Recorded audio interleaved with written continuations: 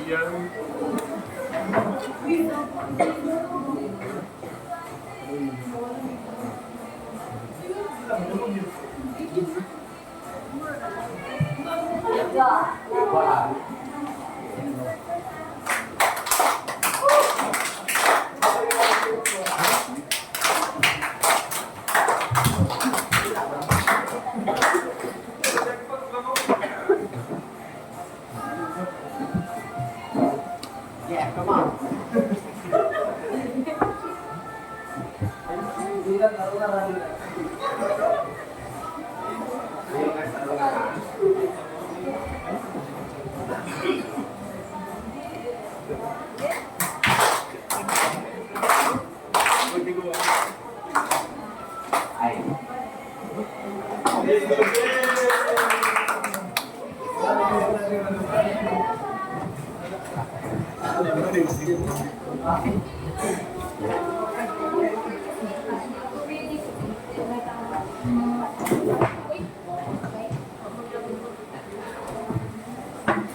Now, I'm going to present our class meetings, but before that, I will divide you into three groups. Ito ang divide ako. Kaya group 1, group 2, and group 3. So here's our classroom rules. So first is, be responsible. Retain things to your area. As we go out this classroom, make sure it's very respectful. No cell phones allowed during class, so please keep your phone inside your pocket during your bag. And then, rule number 3 is be mindful. Be silent unless otherwise communicating about the lesson. And the last is be engaged. Raise your hand if you want to answer or be recognized. So, and note that if these rules are not made, your points will be deducted in your scoreboard. So, students, can I expect that from you? Yes, teacher. And now,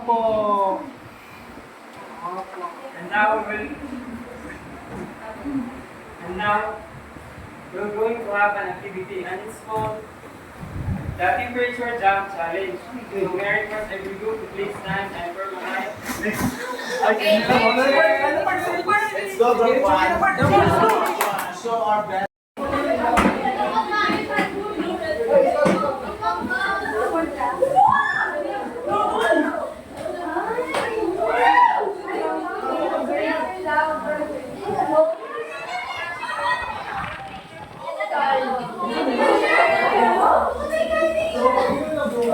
Hoy, between the box, kinukupo.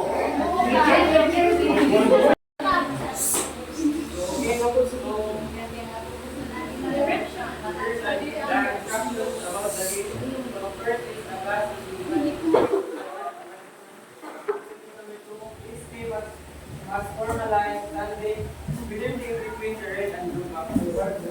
Dapat natin we will have 30 seconds to answer each question. Listen carefully to the question and decide whether the answer is.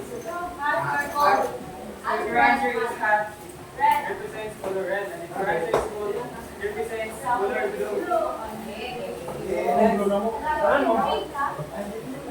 Each same member must drop to the color that represents the same answer before time to yourself. Then make sure everyone agrees to the answer before you jump. You can discuss correctly. Now is the rules of the game. Yes, sir. Is no moving now. We're going to make at the one jump backward, not in between. Just standing in between. So once you jump, you can change your answer unless your road group decide to change your answer before I reveal the correct answer. Okay, sir. Now, are you all ready to jump? Yes! The temperature of the line begins. Note that Alisa is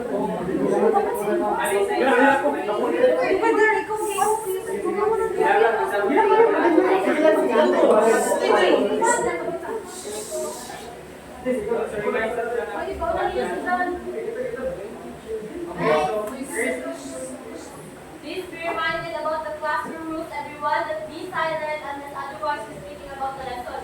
If you're going to be noisy, your voice will be deducted in your scoreboard. Okay, now, are we clear? Yes. Yes. So our first question is, you touch a stove and it burns you. Is it hot or cold? Timer starts now.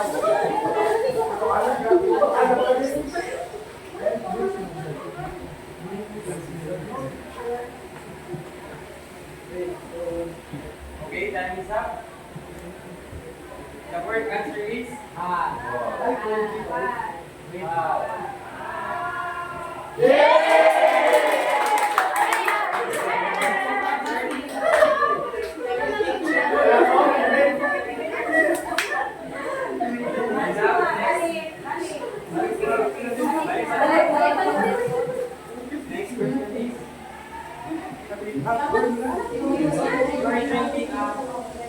hot chocolate warm up. Are you considering doing cold or hot? Timer starts the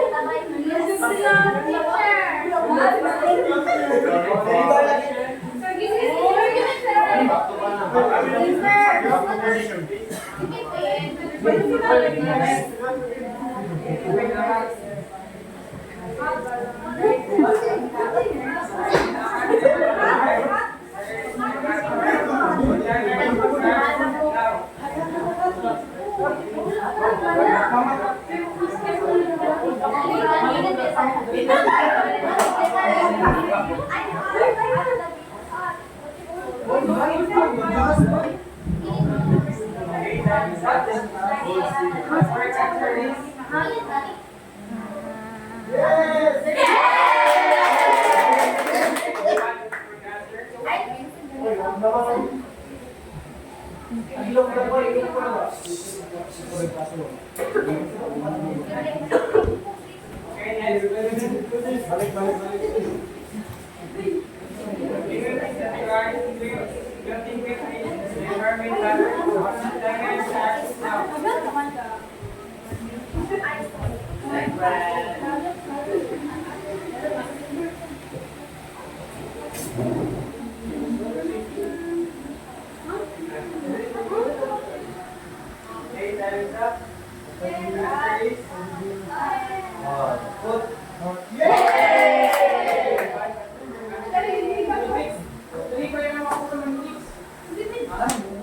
Tawag ko na ito.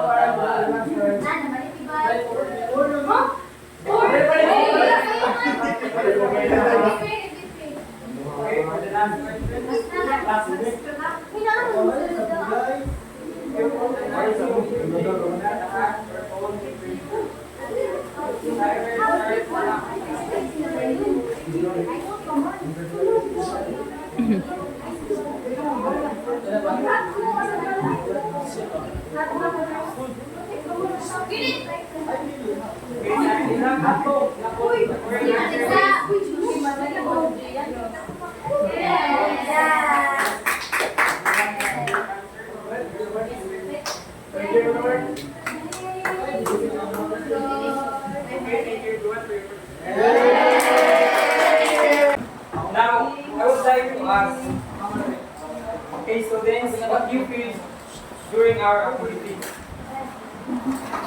During the activity, we recognize or differentiate the cold and the hot. Okay, thank you. Anyone? Okay, thank you. Okay, clap. Okay, so our winner for this case, we have the winner, Group 1 and Group 2. So now, with all those answers about the question, I'm guessing that you have an idea about the temperature. So now, do you have any idea about the topic that we're going to tackle? We experiments hot and cold. Okay. Okay, today our topic is all about the thermal expansion. So and now I will call on Miss Beverly to take on the stage. Good afternoon, class. And guys, you already have a knowledge about the temperature. So, who among your likes matches?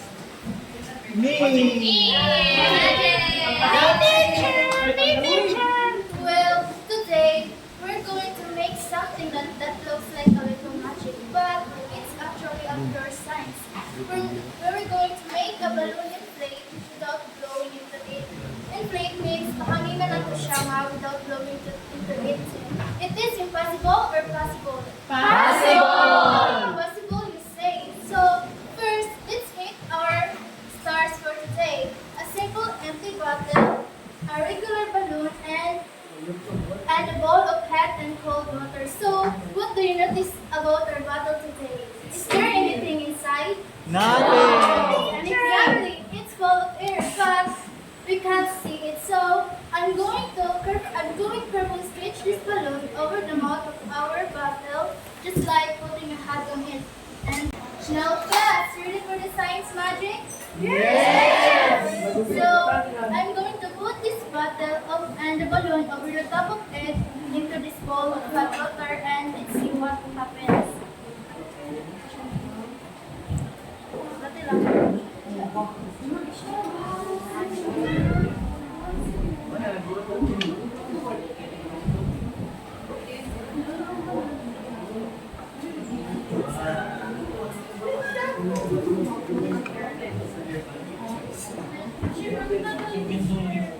Balloon is inflating all by itself. How do you think that's happened? Think about the air inside the balloon. What happens to things when they get hot? So let's play a game that's called cabbage roulette or pass the ball game. We all know about the pass the ball game naman, di ba?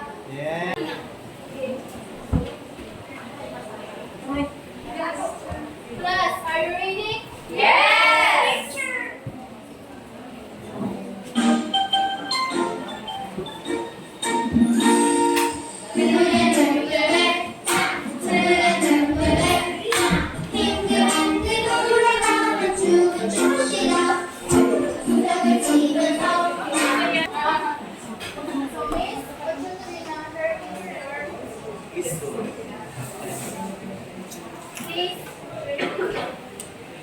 What did you observe when I put this bottle with the balloon into this hot water.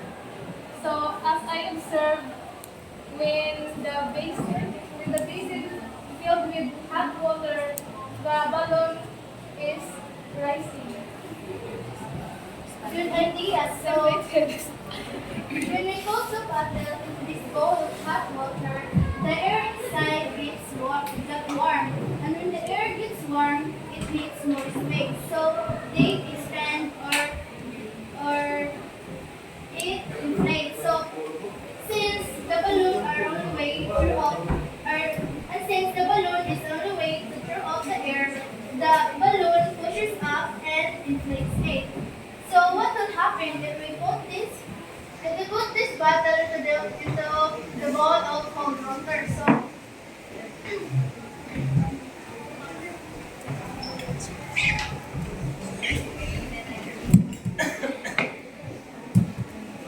So this amazing phenomenon is called thermal expansion.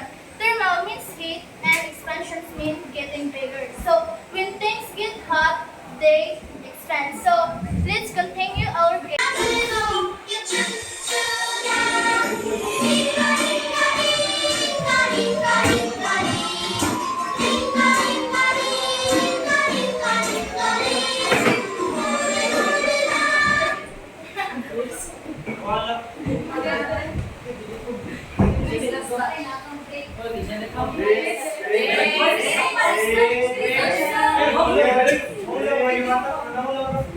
So Mr. Pagara,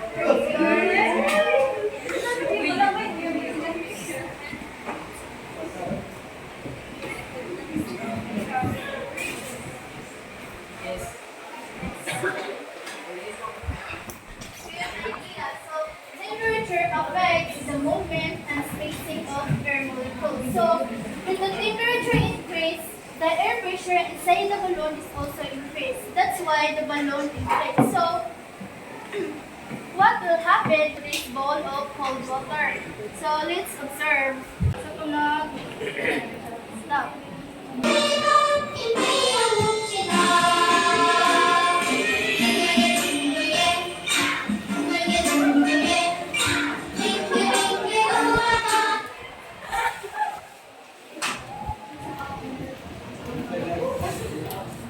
So Miss Alvitas,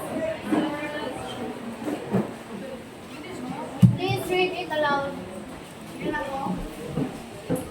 What did you observe when we put the bottle out of the hot water and put it in this bowl of cold water?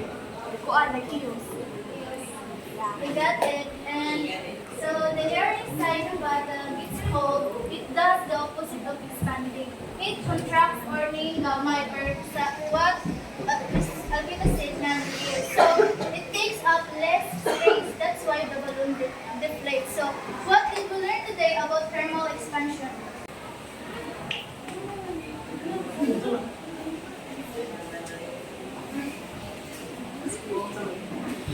What did we learn today about thermal expansion? Thermal expansion about how heat influence the air molecule inside that bottle to expand or to contract. That's right. Hot air expands and cold air contracts or shrinks. So this isn't just a fun trick. Thermal expansion is all around us. So gets lang ninyo? Yes. Let's proceed to Mr. Leogan. Describe thermal expansion in its different types, linear, area, and volume. Rate how temperature changes affect the size of materials. This conduct experiment about the expansion of different materials in its different types. And lastly, take ownership of your learning to apply your knowledge of thermal expansion to real-world problems. So, we already have a learning experiment inside the classroom, and we already prepared the area for each station. This is station for group 1, station for group 2, and station for group 3. Now, I assign my co-teacher for each group to guide you how to do the activity for simply. And all the materials used is already prepared. And let's be reminded of the rules and performing an activity that can be through the group. Therefore, give it right. Don't be afraid of experiment. R is respect for others. O is observe. U is use soft voices, and P is participate actively. And now you may go in your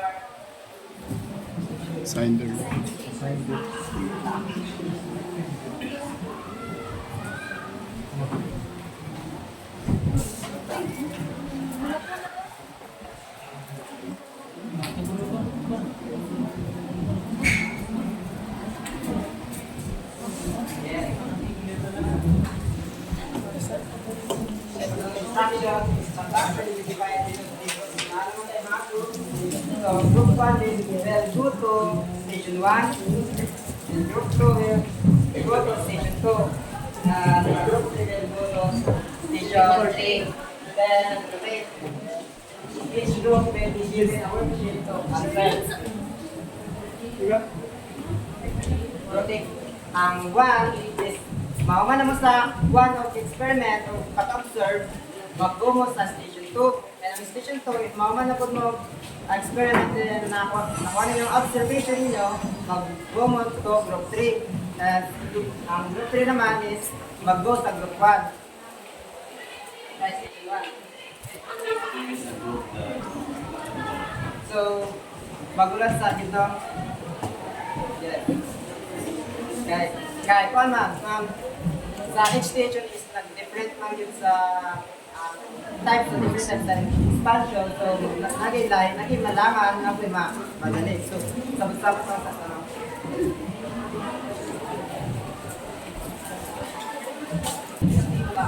So, if you have a question, please raise your hand so that I will approach you. Stand here. Yes, sir. So now, you may go to your station and start.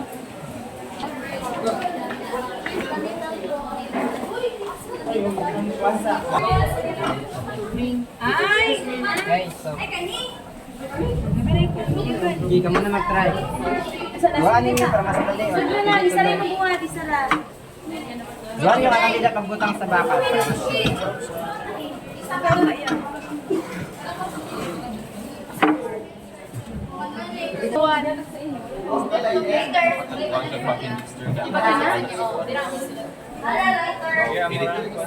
Apin na nagpaparat mo ito.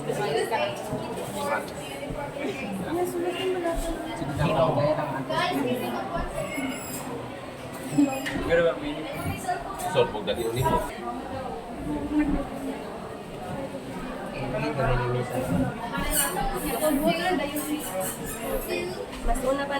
How heat influence the property of matter. It has become an air or a solid or a liquid.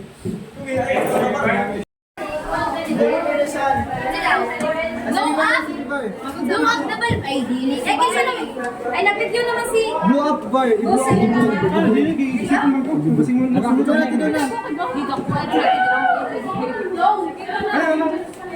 Maghuwag gani daw.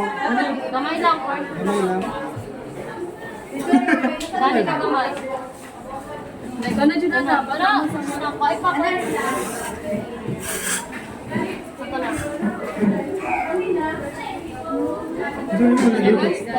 Inugot man daw. Isa ka ba? Ganyan, tinamaan.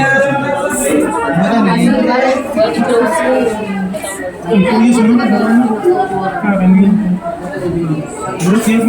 Ayaw na buni! Wala, it expand siya. Basta na ibig magkakaling siya. Butang na nila mag-init ako. Yes, it looks. Yan ang nataman. Try it. Kuha. Kamay mo siya pa. Ayaw, kaninit. Ay, oo, ni gamay. Gamay siya. Ayan na, oo. Oo, di ba? Gamay siya. Namoy gamay. Ika pa daw dyan, okay?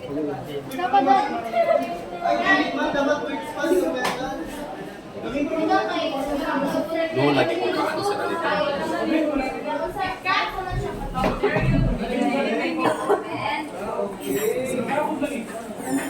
Pagod lagi.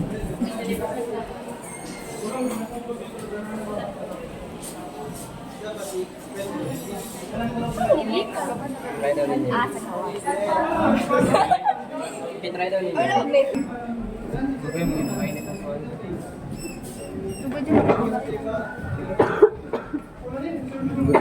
Bagang metal ba? Saan magbubusang? Di, butang na ko sa phone.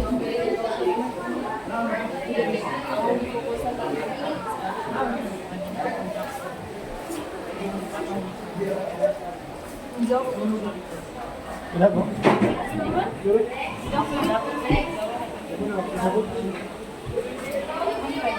Sige, gulog. Kasi bukan sa gulog. Ay, abot ha.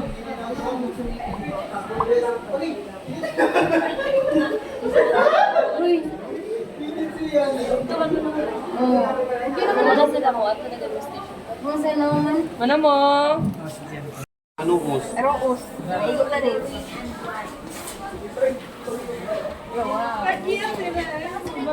Dito na may answer. Hindi na pwede. Pwede na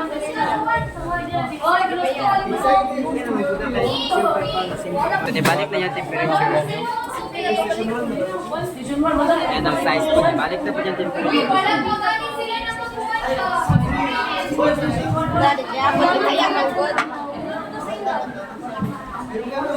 Pagkaraon sana. Pagkaraon sana siya. Pagkaraon sana. Nagkaray itong wala pa na init. O, ikot. Observe. Daw. Ay, nag-expand ang mental. Hindi na siya maikot. Wow. Ay, extend yan, extend. Expansion galing. So, extend din. Saan na kaniyang road? Extend. White Manila paper, no? Like white Catalina. So, within your group, mag-choose mo one member and na mag-present sa France. That's here. Okay na, okay. Nana si Gian. Goods na. Okay, good. So,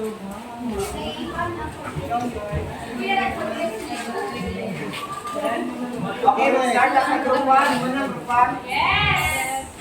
Group 2. Yes! Wait lang. Yo, ay, nagtulog ng group 3 para sa group 2. Hindi ko na mag-video.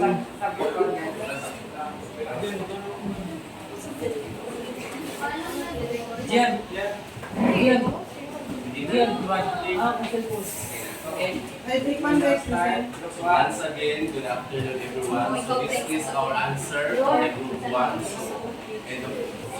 In the station 1, we observed that it's all about the metal ball and ring ball, or what we call the linear expansion. So our answer is that the first, the metal ball is fit through the ring. So as you can observe, we are all observing in station 1. So the ring is already fit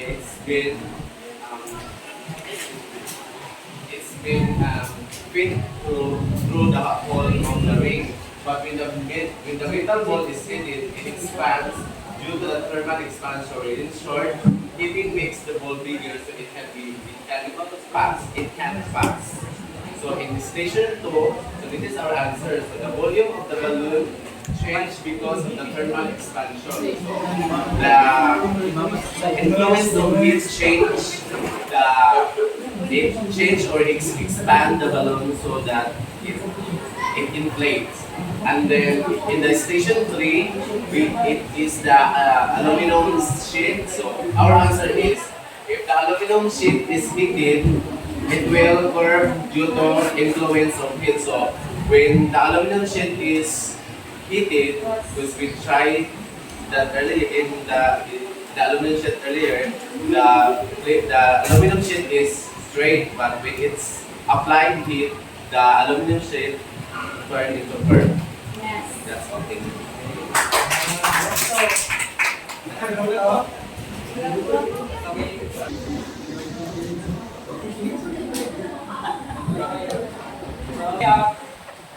First, we submerge the aluminum in the heat station.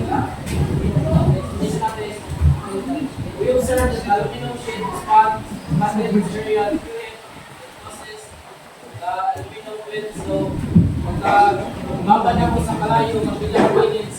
So, ang aluminum is naging hindi siya 25. Muna ang observation sa station 3. Station 2 is Station 1 is when the metal is heated in this one in normal size, continuing to activate the ring. Meanwhile, when it is submerged into the cold water, the metal back in its normal size. So, ibabad ko na po ang isang mga to.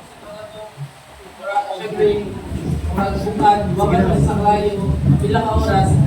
So, na-outro ang iyang side niya, magbutang na po sa itong ring is, na-fit siya, bali na sito niya. Ano pa, paggamit naman sa bugnaw ng pan, tubig, is nabalik siya sa normal size. Station 3, when the balloon is immersed to the hot water, expand from its normal size in minutes out from the hot water. It sucks. Sa likod. Next side, nag-iwabalad sa inigan tubig na magpada yung size na expand na nilako niya kato bawat sa water. So ibalik siya sa kuhan normal size wala na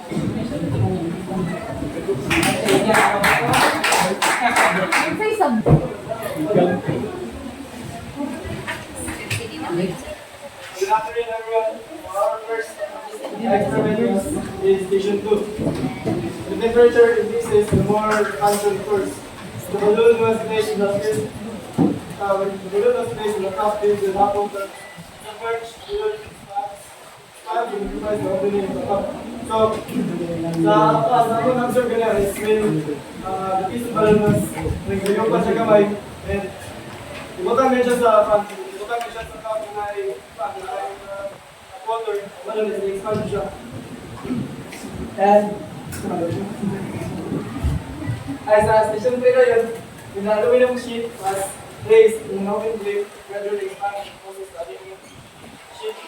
So makita na ito, so nagpul mo gusto sa pangin, kita mo talaga sa experiment. Once na aluminum sheet is placed sa open flame, makita na ito maybe dili na ito makita sa naked eye in expansion, but alarm observation ang dapat nga, paano na ito, envision na ito, expand siya, and event is ang aluminum sheet. And last but not the least, the station 1.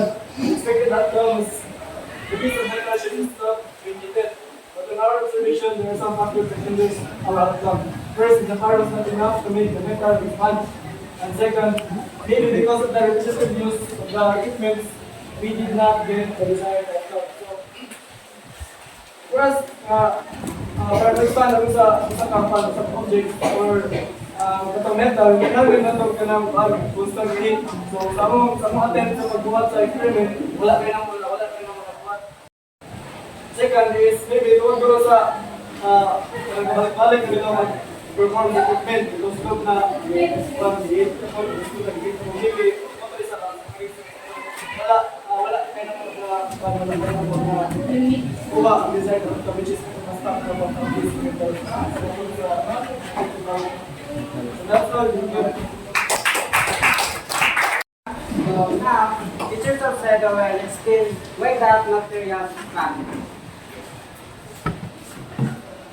Good afternoon, class. I am teacher Risa Seldo. So bear in mind everyone for our practice rules, be responsible. So please maintain cleanliness in your area. So please see to it that your area is clean and not messy. Are your areas clean now, class, or not? Again, are your areas clean now or not, class? Bear with my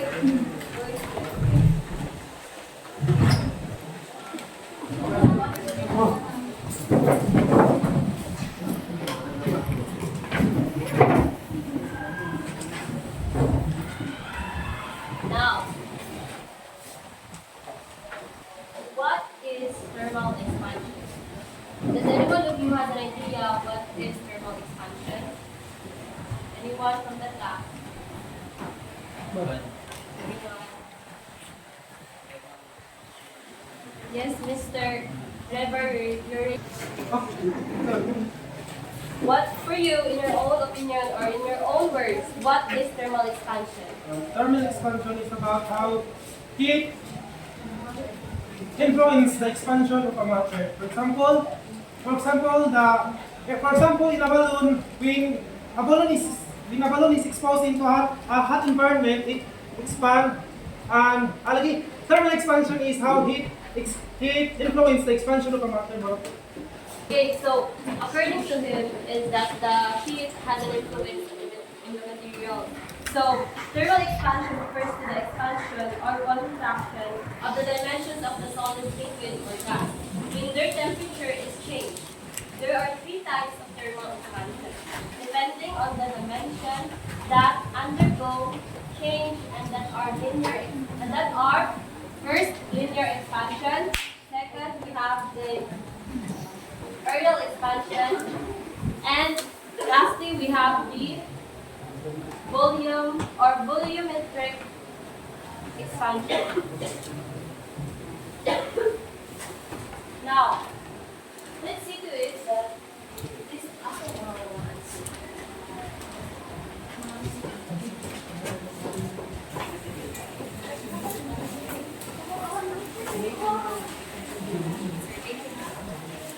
all your eyes and ears guys on us. Okay. Now please listen. There are three types of thermal expansion. First, we have the linear expansion. Please, Mr. Adwan, can you read the words here in front? So, linear expansion. The tendency of solid matter to change in length in response to a change in temperature. So now let's see. So according to him, in this case, the tendency of the solid matter to change in length in response to a change in temperature. We now have the two answer. In the station 1, we have the metal ball spring, which is the linear expansion. Now we have station 1, group 1. Their answers are, at first, the metal ball is fixed to the ring, but when metal ball is heated, it expands to the ring. In short, heating makes ball bigger so it can pass through the ring. So, their answer indicates that the temperature has a big impact on expanding the metal ball, which causes the metal ball not to be electrical in that ball ring. Now, in the linear expansion explanation, it causes the length to expand due to linear expansion. Now, their answer is correct. Also, in the expected outcome of the case, more metal is heated, but on our observation, there are some factors that hinders the outcome. First is the fire was not enough to make the metal expand, and the second maybe because of the use of the equipment, we did not get the desired outcome. So they also indicated that the temperature itself has a big impact or has a big effect on the linear expansion about the metal ball and ring. So they also got the right answer for indicating the temperature affecting the metal ball ring. Now we have the station 3. Their answer is when the metal is heated, it expands its normal size, dropping it to hard to fit the ring. Meanwhile, when it is submerged into cold water, the metal evaporates. So their answer also indicates the temperature itself, causing the metal or the metal ball not to fit into that ring and to fit in the ring. So their answer is also correct. Give the hands to yourself, class, everyone. Now second, we have the volume expansion. So as you can observe, as you can all see, the station 2 is wherein the ball and wherein the balloon was put into the hot water. Now can I have our classroom leader to please read the volume expansion. Volume expansion. The tendency of matter to change in volume in response to a change in temperature. So as what the group, according to the PPT, is that the volume expansion is the tendency of matter to change in volume in response to a change in temperature. So again, we have the temperature itself that is going to affect all the materials have given to you. So in station 2, group 1, they've answered the volume of the balloon will change because of thermal expansion. So again, the mentioned highlighted word here is the thermal expansion. As you all observed earlier ago, that the balloon expanded in the hot water, which causes the air molecules, which causes the air molecules to expand, and it has nowhere to go out inside the balloon. So that's why it gains kinetic energy also, and it is also due to the volumetric or the volume expansion. Are we all clear about that concept about the volumetric expansion, everyone? Yes. So anyone from here in the class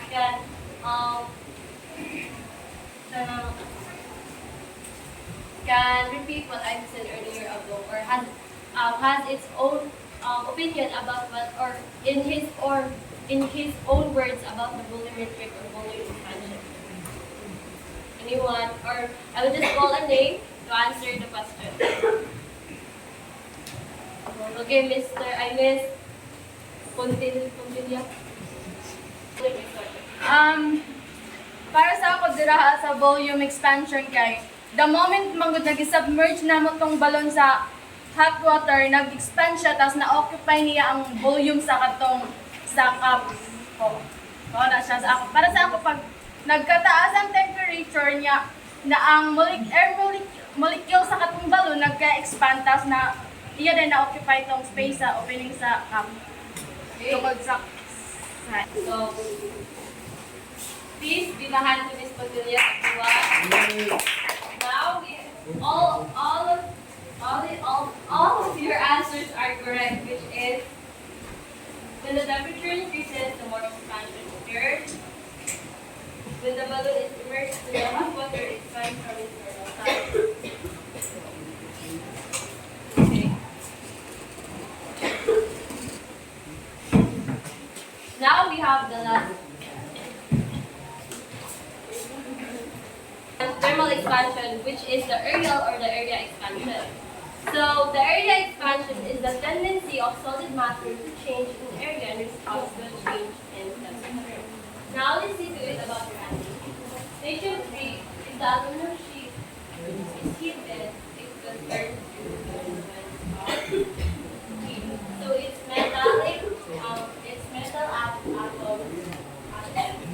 It also indicates that the temperature when it is hot, it also affects the aluminum sheet bed. So your answer is correct. When the thin aluminum sheet was placed in an open place, it gradually expands and causes the aluminum sheet to bend. Still, have the same thought. We observe that the aluminum sheet expanded its area bends. Why? Because the width and width of that causes the heat, when the temperature rises, also the length and width of that certain material expanded, causing due to areal expansion. Are we guys clear? Again, class, are we clear? So who among you here can identify what is volume expansion, areal expansion, and linear expansion? Or who can describe all those three expansions? If there are none, there are no one in this class going to answer. I'm going to call a name. Mr. Daniel, please stand up and differentiate or describe those So three as expansions. what I observed earlier on the different station, in linear expansion, it talks about how the ball is split through the wing, and if it's leakage, it will never fit because of the expansion. And then volume expansion, it talks about how the balloon inflate when put into a hot water, and then in the area. It talks also about the expansion in a matter. Why does the volume of the balloon expand with the light? Because the air molecule inside the balloon already has been influenced by the heat, and it expands so that and then the balloon is elastic, therefore it expands and it will Give a hand to Mr. Daniel. So now I'm guessing that all of you has an idea or already know about the three types of thermal expansion or the thermal expansion itself.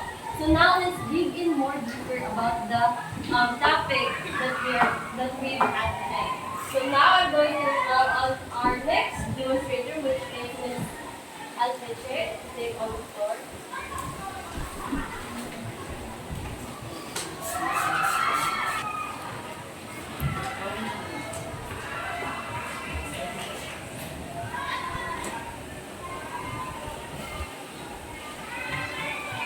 So now we'll already know what is the thermal expansion.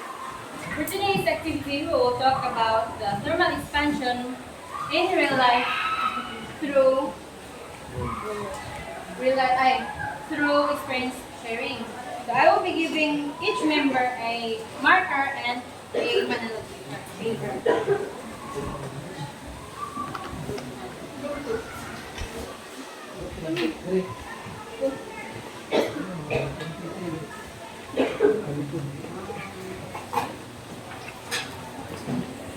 So each member must write one personal experience or observation where thermal expansion is involved. So for example,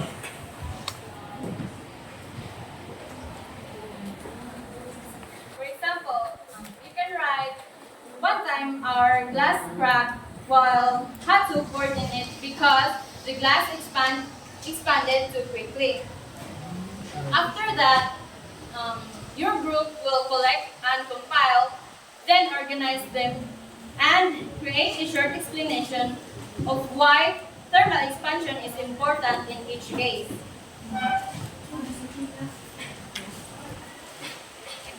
Once you are done, choose one representative to present your group's output in front of the class, then read at least two personal experience and followed by the explanation.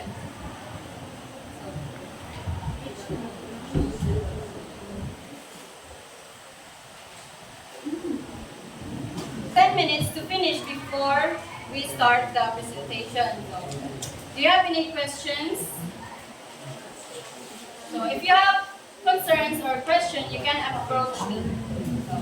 Are you ready? Yes.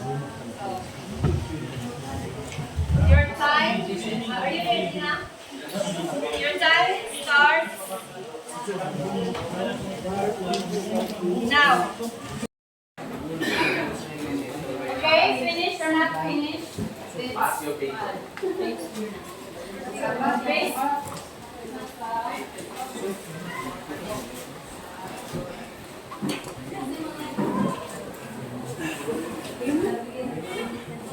So who will be okay, let's see how let's go for sa one.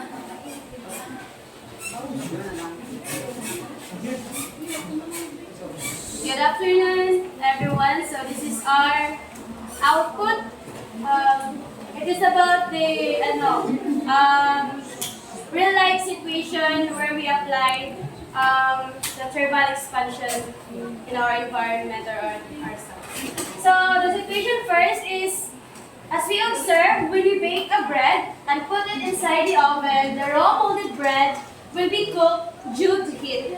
And thus, it is because of the thermal expansion, which is area expansion to be specific. So, di ba mabantayan na ito nga kung mag-bake bitaw tag bread, kung ibutan to siya sa oven, di ba maluto siya? And ma-expand siya due to the influence of heat, and it is, to be specific, it is the area expansion because it changes the length and width na di-explain ni Ma'am Melrose kanina kung naminaw mo. So, that is the first equation na amo na bantayan and ma-apply siya in real life situation. And, I wanna fix. So the second one is the electric power lines are hung loosely so you can expand the heat and construct the wood. If you can conserve the entire class, this is what we call the electric power or the PVC pipes. You can use to secure electric wire so that you can go in control. It talks about the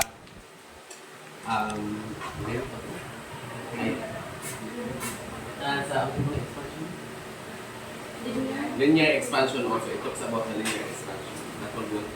Okay, let's go back to book 1. Now let's proceed to book 2. Where are the book 2?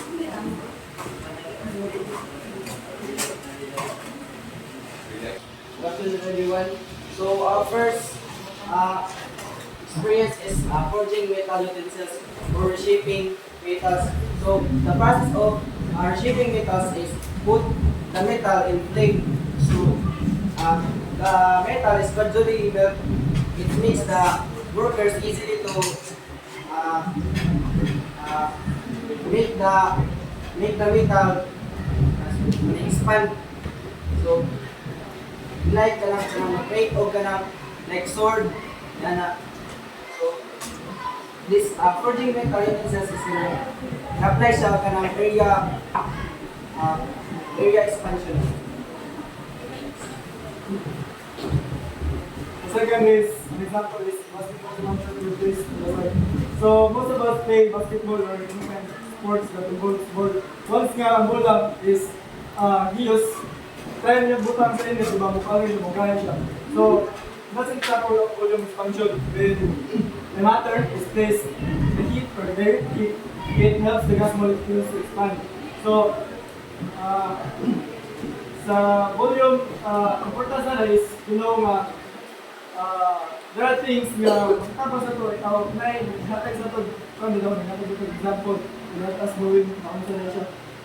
So that's an example of volume expansion. So it is important to the people to know, especially in engineering matter and for world innovation, especially sa kanang mga kalsada. Dili na the purpose ganun magigita na siya or para siya mahatag ka. It is because nga ang kuha ng cement is gradually expand na siya, especially kung expose sa adlaw, expand siya. So para ma-lessen ang tension niya, para muli ko na cemento, hindi siya dali mag-crack, hindi siya dali mag-ubaw. Need na siya, kuha ng tabasan nyo na siya i-realize. Another good example of that is that kanang sa pressure cooker. Have you ever observed nga, bisan ba sa gamay lang at time, karne. So i-compare na to sila, kanang karne nga, di ba bukalang sa dili sa pressure cooker, nag-google siya. Like sa pressure cooker, kung siya kanang gamay lang siya na time. So, ang mga gas molecules na nasa loob sa pressure cooker, kung siya na mas common, mas active, making it more effective pag magluto. So, that's the goal. So now, we're going to proceed to book 3.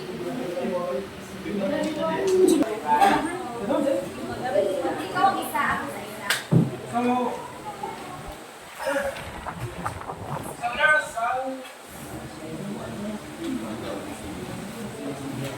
So there's a time that I visited my grandparents at the welding shop.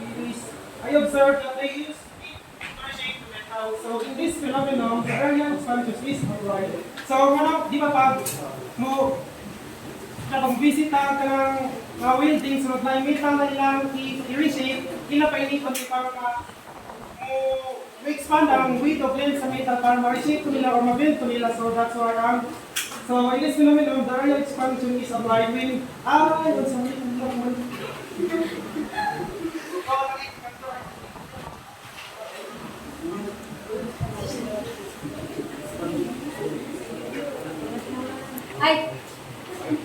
Ang second experience naman in real life application kay I always bring hair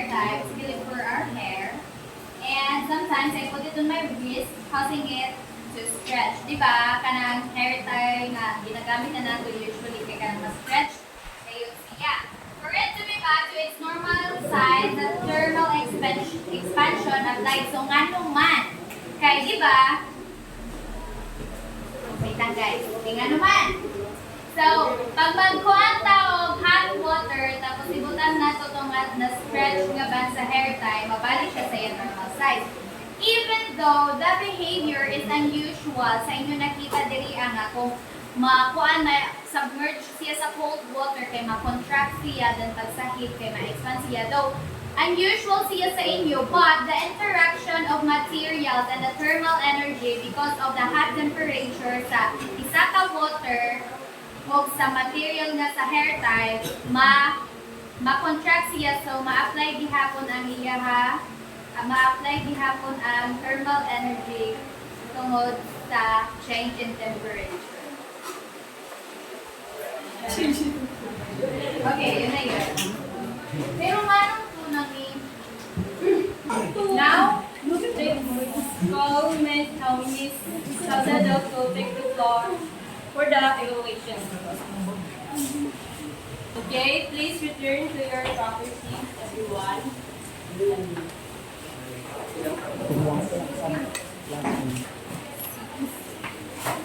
Thank you for participating about the real-life application of thermal expansion. I guess, or we can see that every one of us here in this class already gained knowledge about the thermal expansion. So now, let's move on or proceed to the next. It's not an activity, it's more like an assessment to evaluate your knowledge about the thermal expansion. So, please get 1/4 sheet of paper because we're going to have a short quiz about thermal expansion.